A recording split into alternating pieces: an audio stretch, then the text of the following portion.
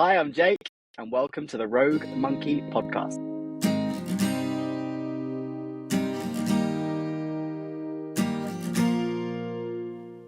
Hello, and thank you for joining us for episode 108 of the Rogue Monkey Podcast.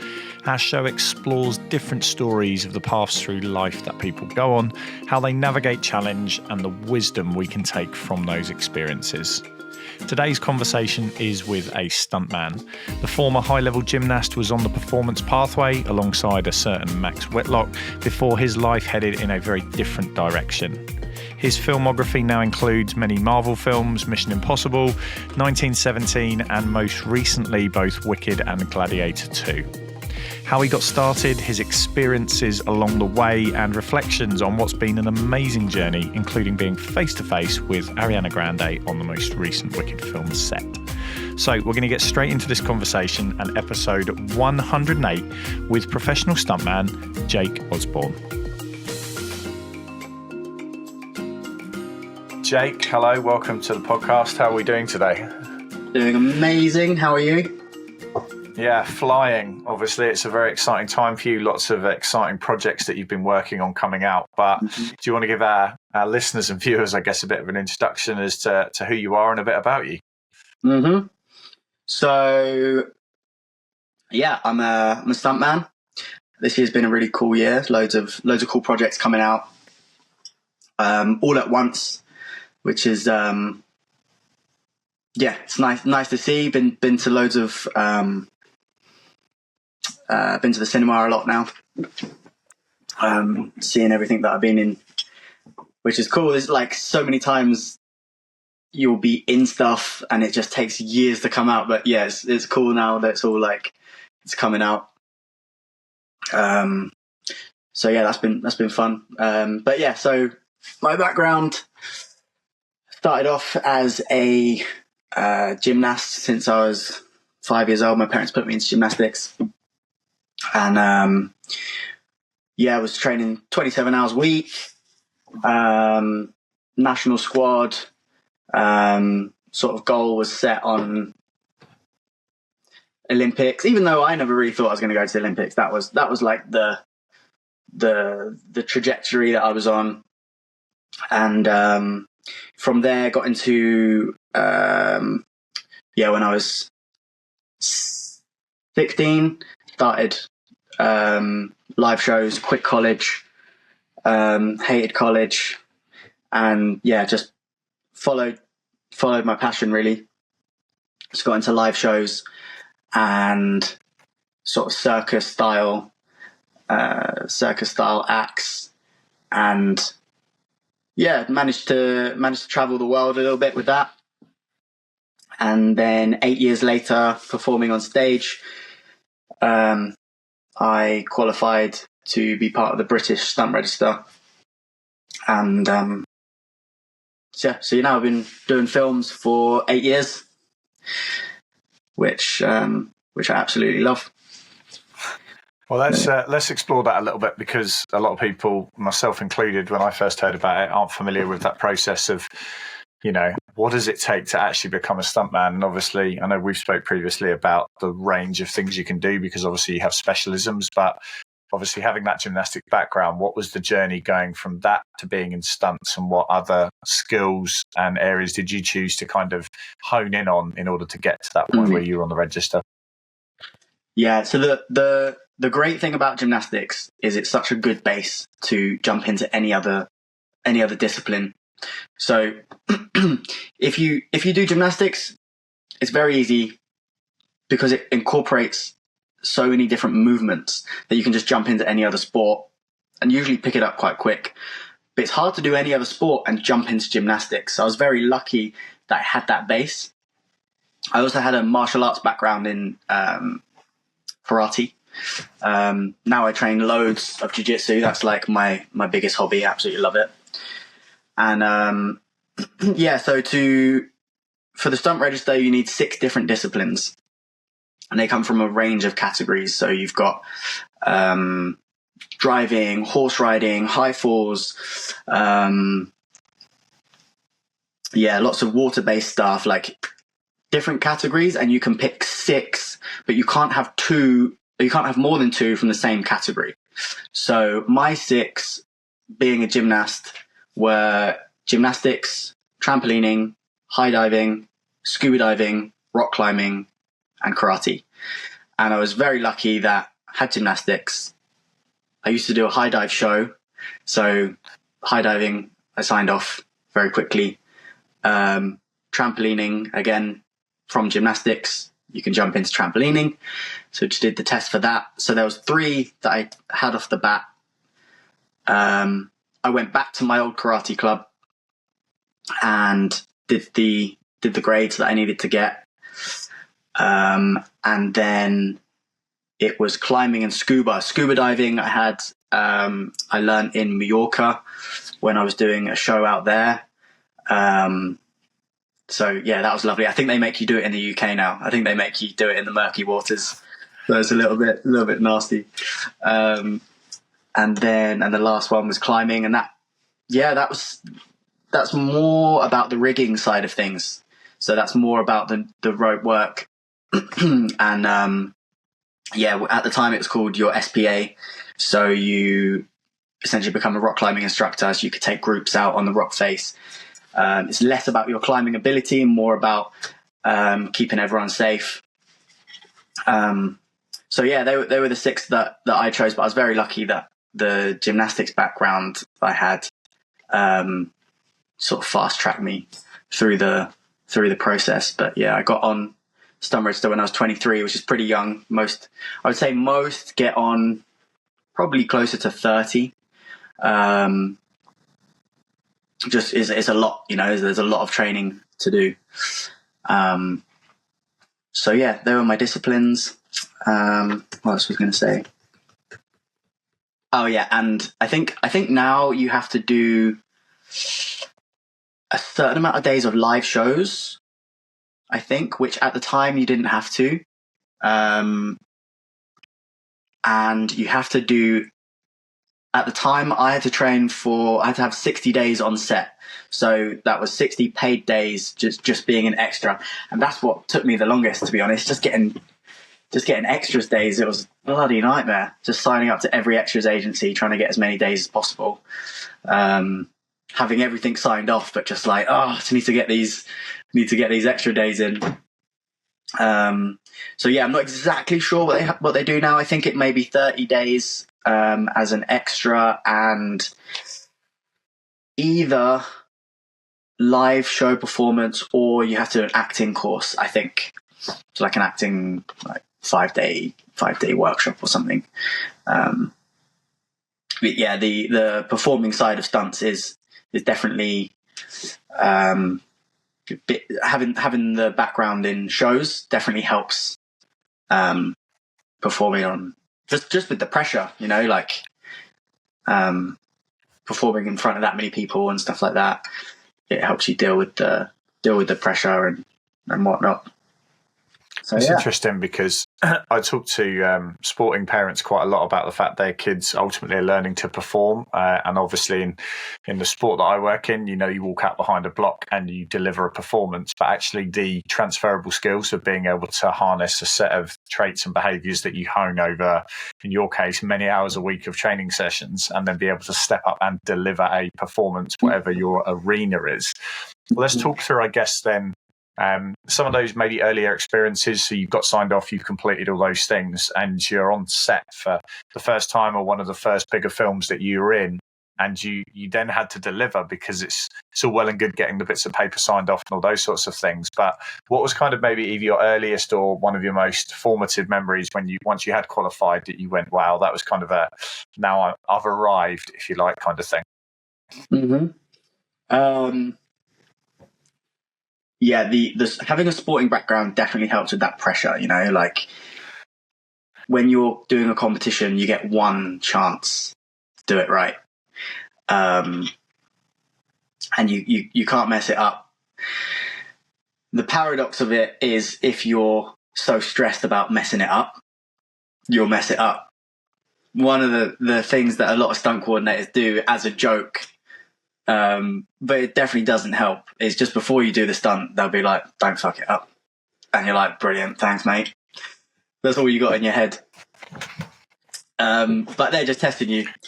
Yeah, I'd say all the time you just have to have that mentality. Where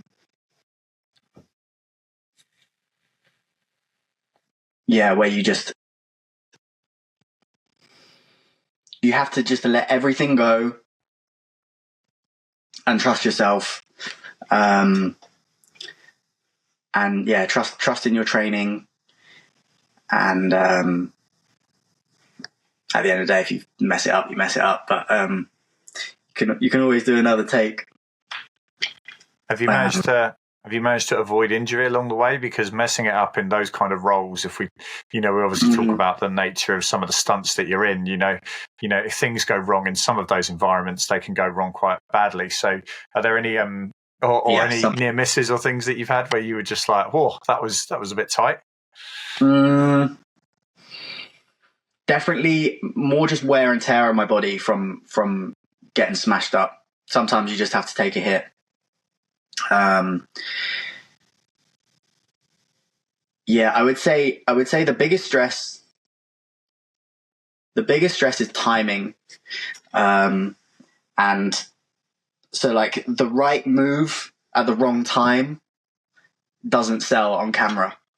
So it's having a calm enough mind to be able to stay present and be aware of your surroundings. Because if you're just so in your head, you just focused on your move, you might do like the craziest move and it would look amazing, but the camera hasn't even come around yet, or in a fight scene, for example, like you have to set a punch and you need to wait for the camera to get to a certain angle so you can sell the punch. You do an amazing reaction at the wrong time, looks terrible. So staying calm and composed to be able to get your timing right is like a big key. In terms of injuries and stuff, wire work, which is basically where you have something called a climbing sutra harness. So they have this harness that goes around your body, has loads of pick points, and they attach a wire to it. So they'll cut like a little hole in your costume. Or is that connecting? Is that all good? You can hear me, yeah? Cool. They cut a hole in your costume, thread it through to the harness, and that will be attached to something called an air ram, and it just flies you across the room. And in those scenarios, you're just a passenger. You're just you just have to go with it, and you can get quite hard, like whiplash. Another one's a dead man. So they'll basically attach a rope to your back and they'll tie it to a fixed object and you just have to sprint. So you literally just sprint as fast as you can, and you can't preempt it, because if you preempt it, it looks terrible. So it's to sell like a massive hit. So like, let's say you're running into it could be like running into someone that's like gonna like a monster that's gonna like smash you or something, and you're just like, you got to run as fast as you can. And then obviously when there's tension on the line, it'll just boom, like take you, whip your feet out. So there's a few situations. Was that the kind of thing you'd have had in, say, 1917? Because obviously the cinematography on that, it seems like it's explosion after explosion after explosion, and there's people flying everywhere, but perhaps there's not the appreciation of, especially in that film, the fact, the format of the shot, how hard getting all that. You talked about getting it right at the right moment, and I'd imagine that the film on those sorts of things, that must have been high pressure, but also really important for the actual take of the whole film. Yeah, I mean, 1917, talking about timing, so we had like the shot, I think it's right at the end of the film, is that we had this, it's called it was like a pulling shot. So the camera's like looking back at the actor running. So the actor's running this way. And then we had all of us running behind him and sometimes in front of him, like just in front of the camera, but you can't hit the camera, you can't stop him in his tracks. So we had loads of stunt guys. The stunt guys went out first, and then there was like these huge craters filled with just explosives. And yeah, they were all going off. But it made it to the film. Actually, one of the extras got their timing wrong, and they ran out in front of the actor and smashed into him. And the actor just did this amazing roll. He boom, hit him, rolled, carried on running, and then dived into the trench.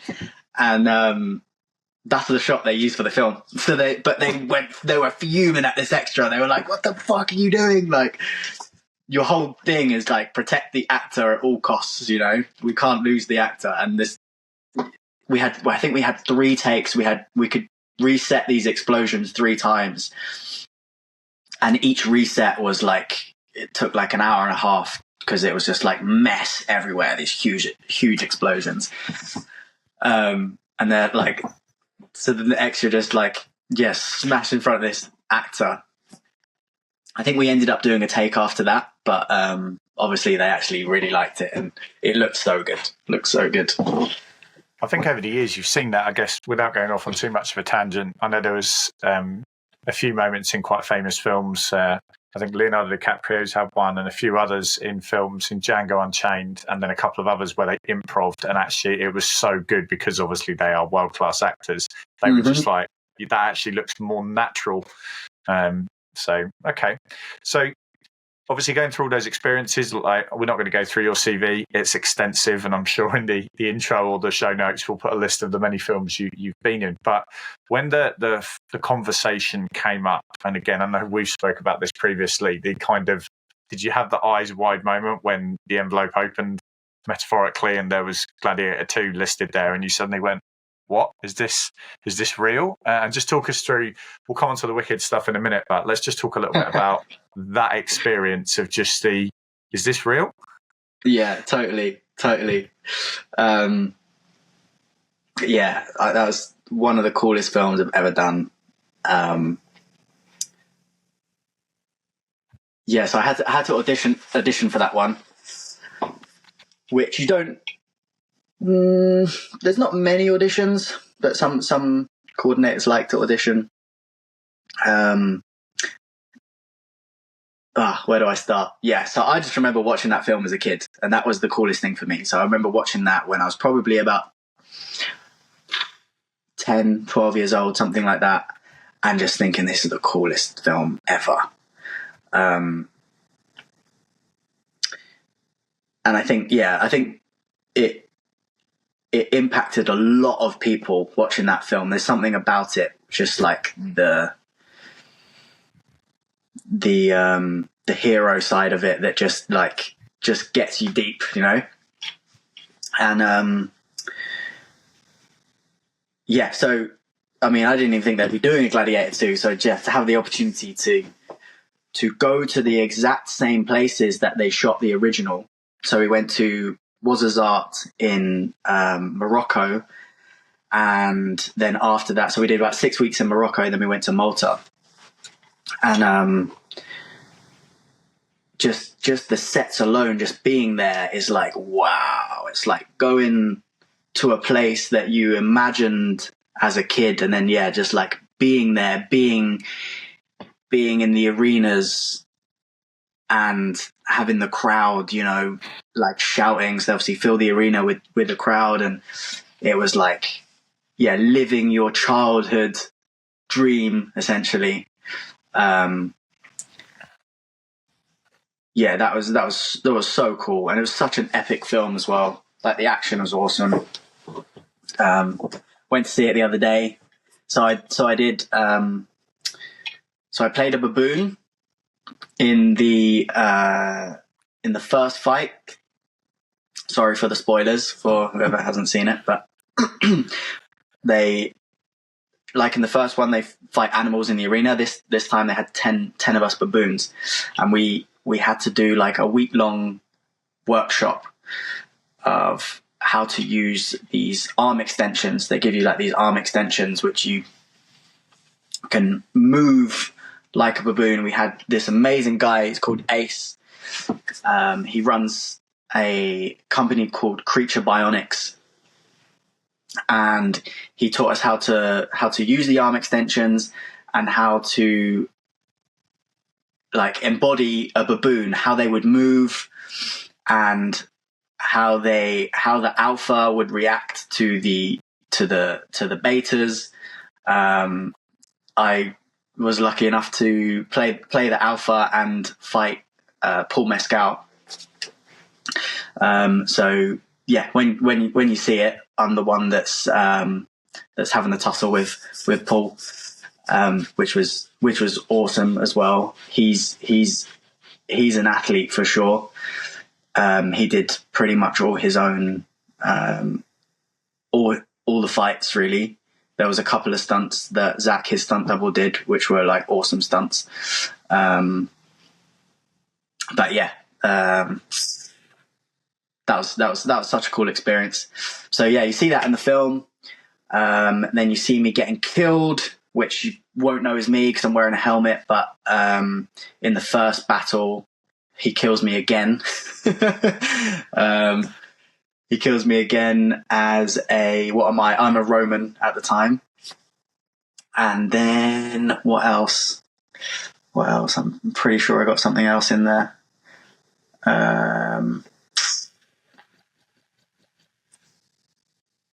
There was something else cool that was in there that I got in. Can't remember. But yeah, it was cool. It was like nice to see.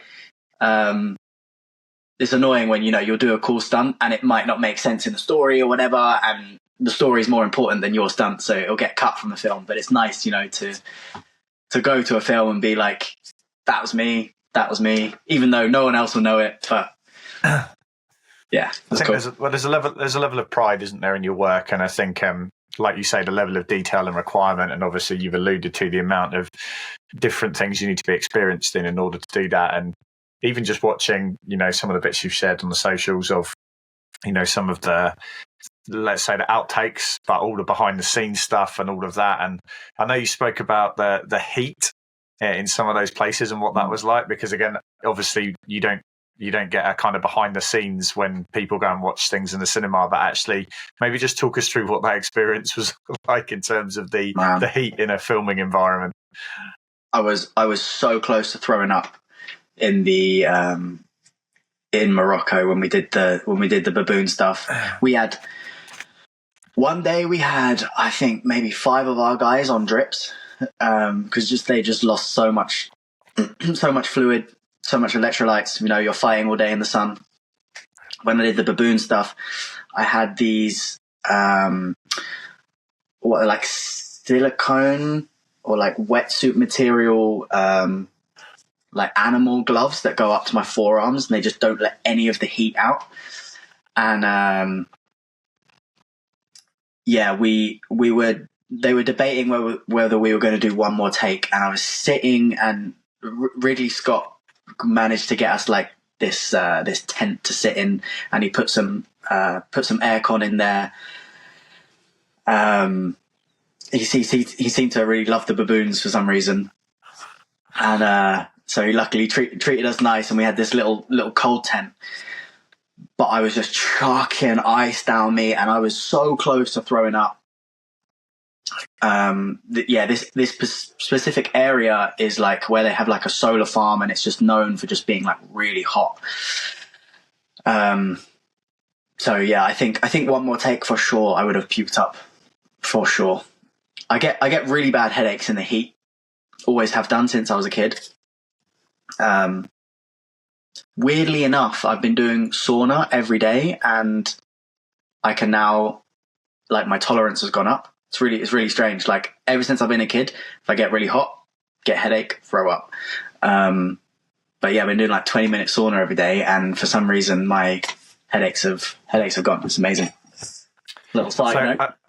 Well, I feel like the level of commitment, and again, this is kind of what you alluded to earlier, like the audience don't see all those sorts of things, but the amount of commitment and multiply that up by not just the stuntmen, but every single aspect of a film. Like people go, how did it cost 100, 200, 400, 500 million pounds to make a film? And it's like, because the sheer scale of people involved, and also especially with a film like this, getting it right visually. It'd been very easy to say we're just going to have CGI baboons, but actually going, right, we're going to bring in somebody who understands behaviors, movement, and all of that of baboons, and they're going to spend time training the team, and then they're actually going to be out there doing the movements. And I guess that builds upon, cast mind back to my earlier years of film memories, and I think back to like Gollum and what Andy Serkis was doing around that early movement of going, how did you make it so human like in the sense of it moving around? It's like, because it was a human, and I think it's been amazing to see how that's evolved over the years. And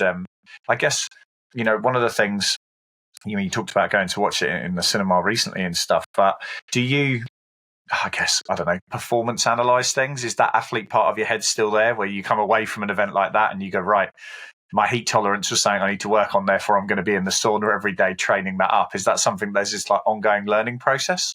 Yeah, for sure. All the time, just trying to level up constantly.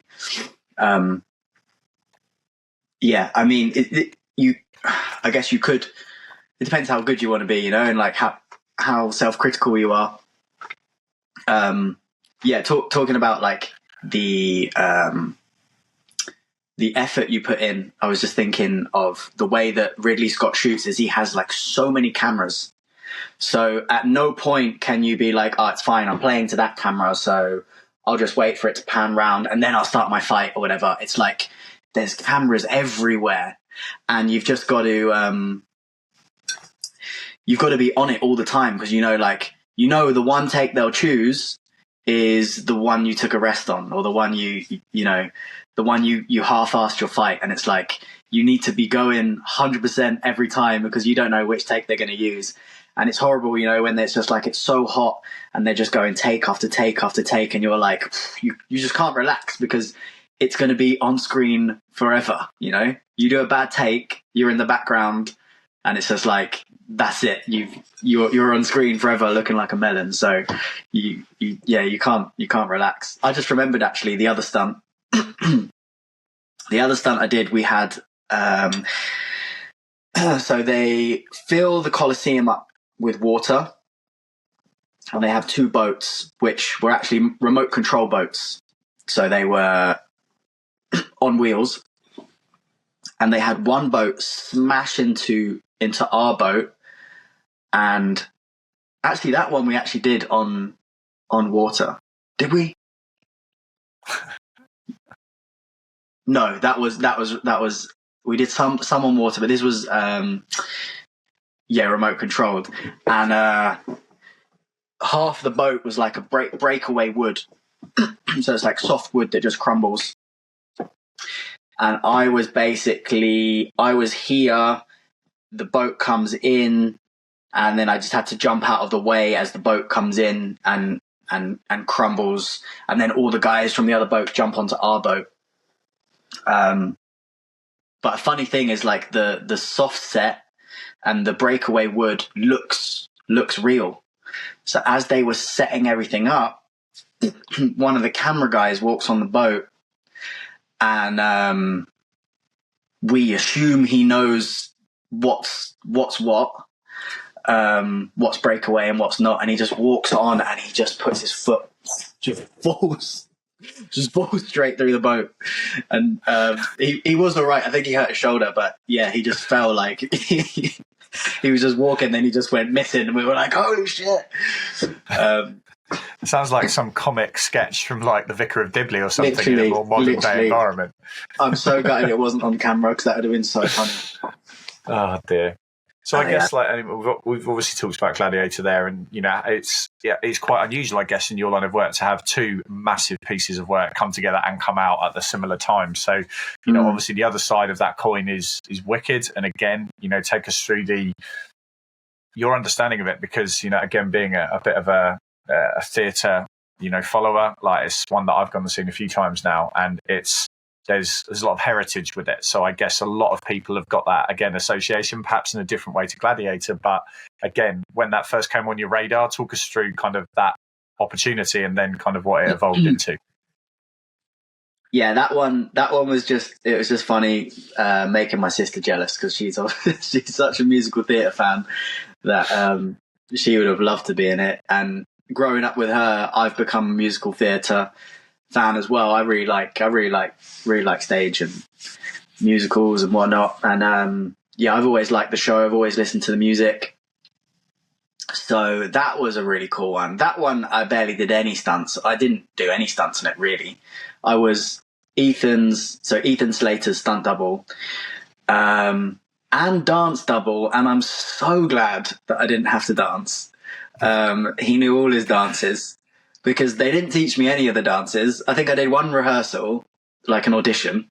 And then by the time I got back onto set, everyone knew their dances and whatnot. And I was like, oh God, I really hope they don't like step me in now, because he knows it way better than I do.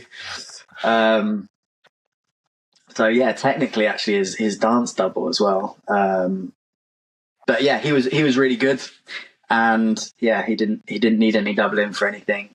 But one day they got me in as a munchkin, and this did make it to the film. I went to see it the other day. It's funny. And this munchkin comes in the first song carrying a fire torch.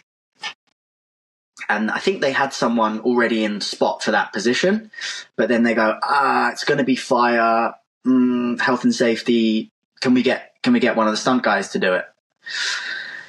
So the assistant coordinator, Nicholas Danes, he was like, Jake, you're in. I was like, fuck's sake. He's like, go and learn the lines, go and learn the song. So I had to go learn the song. And then it turns out, because Ariana was wearing this big floaty dress, they went, we don't really want her carrying the fire torch either, so we'll make it an LED torch. So it ended up it was just a torch, so they didn't even need a stunt guy. So I'm like, how have I ended up in this position where I'm here meant to do stunts and I'm singing? So yeah, I had to sing to Ariana. I mean, it's a group song. There's like the music's playing, but I had to really like the camera was right on us, and I had to get the words right or whatever.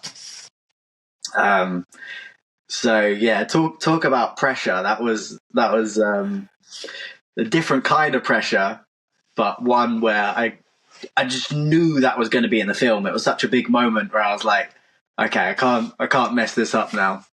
Luckily, they didn't actually record my singing, but I feel a spin. I was going to say I feel a spin-off here into voice acting and stuff like that, just to really hammer the nail into the coffin for Lauren. Yeah. For anyone who's not familiar with this, Lauren was on probably about 2 seasons ago, and we'll link her episode in the notes. But I find it fascinating that the highlight of making the Wicked film with Ariana Grande is that it annoyed your sister. That's it. Yeah, life goal complete. That's all I'm doing. I just keep annoying my sister. Well, let's one thing I'm keen to dive into, you mentioned there about Ariana and being across from Paul Mescal and all of that. So how do you manage that? And I say that because the vast majority of, let's call us normal people, don't hang around with obviously actors and actresses. So how has your mentality progressed to just let that go over your head? Because obviously you are a professional and you're there to do a job and all those sorts of things, but equally we're all human, and especially on certain films, I'm sure you've met people or crossed paths with people, whether they were, behind the scenes directors and things like that, or actors and actresses themselves, where you go, okay, this is cool, but equally like, all right, let's go. Yeah, I think the more you get involved in the work, the more you sort of forget about it. And the more involved, especially if you're like teaching an actor a fight or something, you have something that you have a common interest. So everything sort of goes out the window a little bit. Like you sort of forget who they are and whatnot.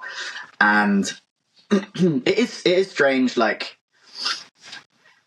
it's weird with actors because you've seen so much of them and they've never seen you before in your life. So you somewhat feel like, I think people feel like they know them, but they don't know you.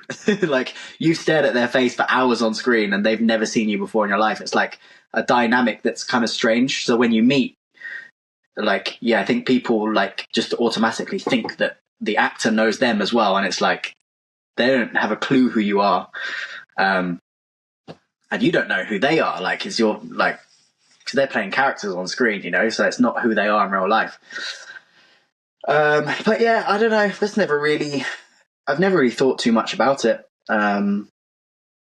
Just try and judge everyone as an individual, like, yeah, judge them how I meet them, sort of thing. You've obviously got to be professional. Can't be asking them for their autograph. You know, you have people like, oh, my son like really likes this character. Can you get an autograph from him? Maybe if, you know, like you're doubling them for a bit and you can build up a relationship, and then you'd be like, you know, at the end of the film, but they don't want to be at work, you know, signing autographs or whatnot. Yeah. So, yeah, I would just say, yeah, the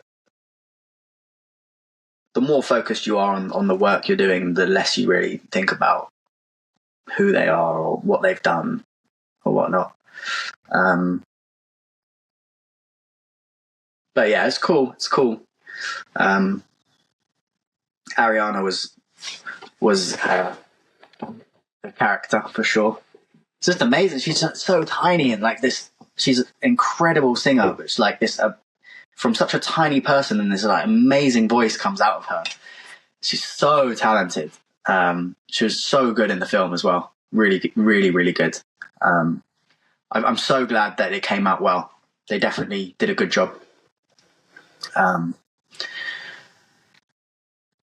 Yeah.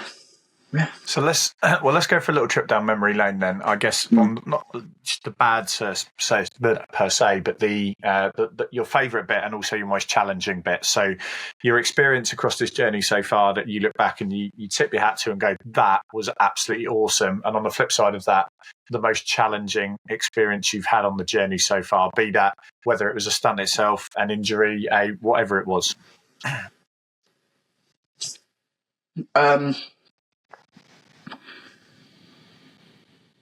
The whole thing I'm just so grateful for. I'm just so grateful for that I can use my body.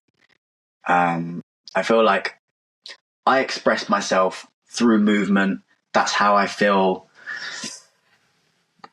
that feels like my gift. That feels like what I have to offer to the world. And it's just like to be able to just do that, to take a step back and realize like, oh, I'm actually like so fortunate to be in this position where I can use my body in creative ways. And yeah, I mean, Gladiator, probably coolest job I've done, I'd say. Just the locations were just amazing. Just being in those locations, being in those sets, that was amazing. But yeah, there's not really one moment. Like, the whole thing is just incredible. Just the fact that I get to make the most out of all the training I did when I was younger, and yeah, use it creatively, and just, yeah, it's just how I express myself through movement. So yeah, realizing that that's what I actually do is I'm just so lucky. Challenges. I feel like I'm just getting started, really, even though I've been doing it for 8 years. Feel like, yeah, just understanding the industry that you're in to begin with is a little bit sort of overwhelming when you first come in. Just learning how sets work, learning what departments do what, and it's definitely a high pressure environment. And I think now I'm at the stage where I can enjoy it, where before I'd get to work and I'd be like, oh, you'd be like so stressed, you know, you don't want to mess up, you don't want to is this coordinator going to hire me again if I don't do a good job? And like, just like tension. So, now I feel like I get to work and I enjoy it a lot more. Feel a lot more relaxed, as you would just with more experience. So I think, yeah, partly experience and partly just myself, just telling myself, just like, just being grateful for the being able to do it. You know. Let's dive back then, I guess, to the start of it all. So if you could time travel back to the kid that was on that gymnastics pathway and perhaps didn't quite have an idea of what was coming next, you know, what would you go back and say? Or if it's not specifically to you, to somebody that is 14, 15, 16, doing sport, very active, very engaged in the movement space, and actually goes, I really don't know what I want to do or how this is all going to play out. What would you say if you went back? I would just say, like, really trust your gut. Really just, follow your passion, and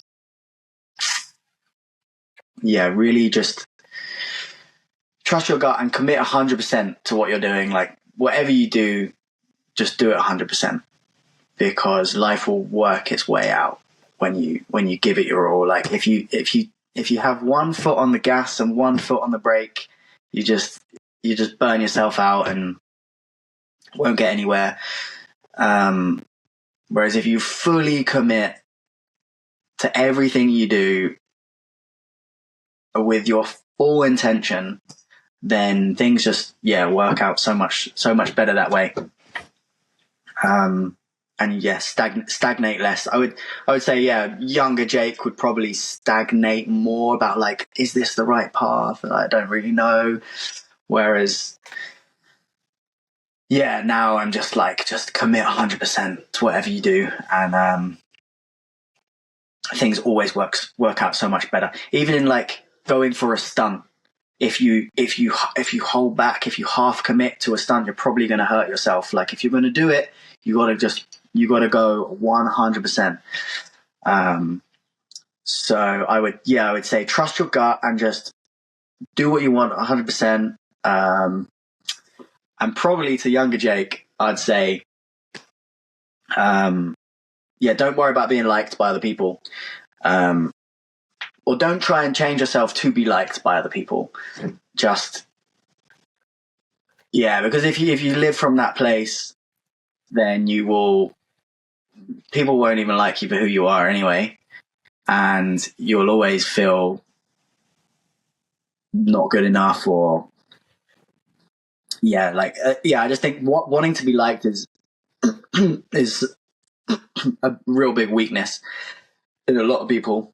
And we all have it to a certain degree. We all, obviously, in our human nature, you know, we want to be liked, but it can prevent you from being on your path, you know, making decisions for other people, and to be able to commit 100% to what you want to do, you have to be willing to not be liked by other people. And when the paradox of it is, when you don't care if people like you, people really like you because your authentic self comes through, right?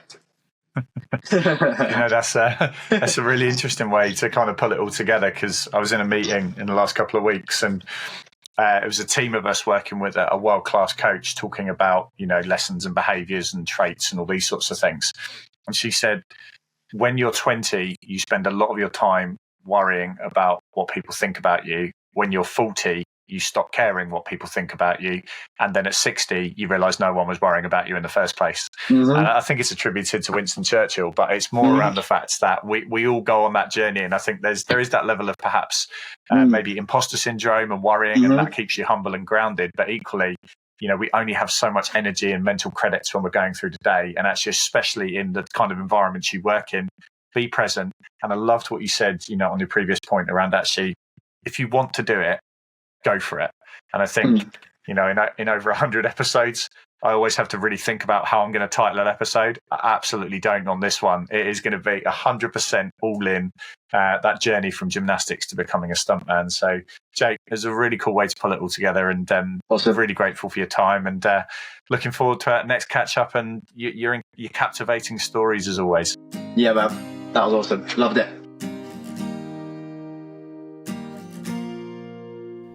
Thank you again to Jake for joining us and sharing such interesting insights into the world of stunts.